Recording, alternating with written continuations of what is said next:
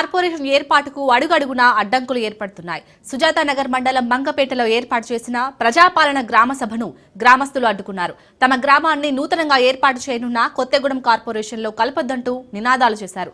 తమ గ్రామాన్ని పంచాయతీగానే ఉంచాలని, కార్పొరేషన్ చేయొద్దని గ్రామ సభను అడ్డుకున్నారు. తక్షణమే కార్పొరేషన్ కు వ్యతిరేకంగా తీర్మానం చేయాలని పట్టుబట్టడంతో సుజాత నగర్ తహసీల్దార్ శిరీష వారికి నచ్చజెప్పారు. వినతి పత్రం ఇస్తే పై అధికారులకు సమాచారం అందజేస్తామని హామీ ఇచ్చారు.